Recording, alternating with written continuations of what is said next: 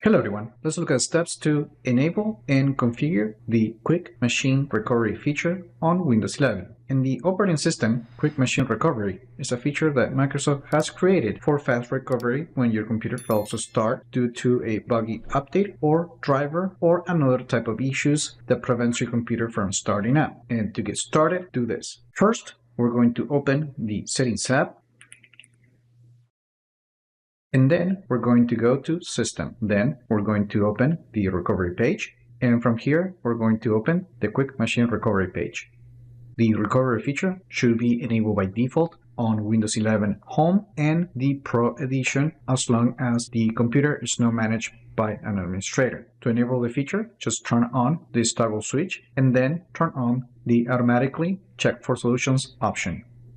Now, under this setting, make sure to set the Look for Solutions once. However, you can change this to different intervals. So basically, when you turn on this feature, then if the computer fails to start, then the Quick Machine Recovery feature is going to kick in and it will send diagnostic data to Microsoft. And then if a solution is found, a fix will be downloaded via Windows Update, and then it will be applied to your computer. That is, of course, as long as the computer is connected to a network with an internet connection. And if you're using a wireless connection, the computer will use the authentication that was previously configured on the computer. Now, by default, the feature is set to only look for solutions one time. If nothing is found, then the computer will boot into the Windows recovery environment where you have all the different options to troubleshoot the computer to find a solution for a specific issue. It is also possible to change the interval that the computer will use to look for solutions. And when you select, for example, 10 minutes, if the computer fails to start, then the computer will automatically restart every 10 minutes to check for updates. Usually, you just want to use the recommended option.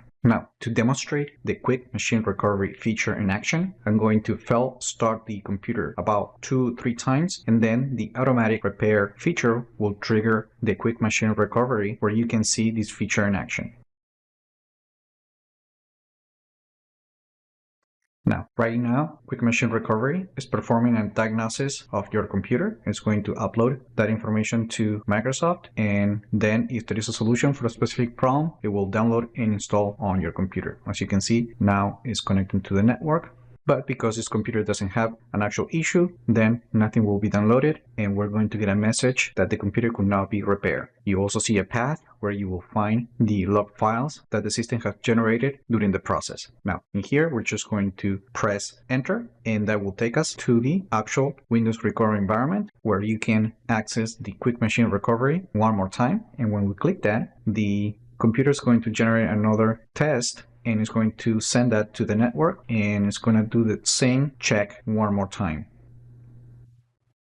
Now, if a solution isn't found, again, you can repeat as many times as you need the Quick Machine Recovery option. Now, repeating the process will only be useful if there is a known issue that is affecting a large number of computers and Microsoft is actually working on a fix. If that's not the case, you can click on Troubleshoot, and this will open the traditional Windows recovery environment. And from here, we can click on Troubleshoot one more time. And then from here, you can access the Reset This PC option, or you can access the advanced options to perform different tasks. And that's it. That is how you enable and use Quick Machine Recovery on Windows 11. Now, if for any reasons you need to disable the feature, you just need to go to the Settings tab, and from the same page, you will need to turn off the Quick Machine Recovery feature. And that's it. Let me know in the comments if you're enabling or disabling this feature. Like it, share it, and I just hope this video was informative for you, and I would like to thank you for viewing.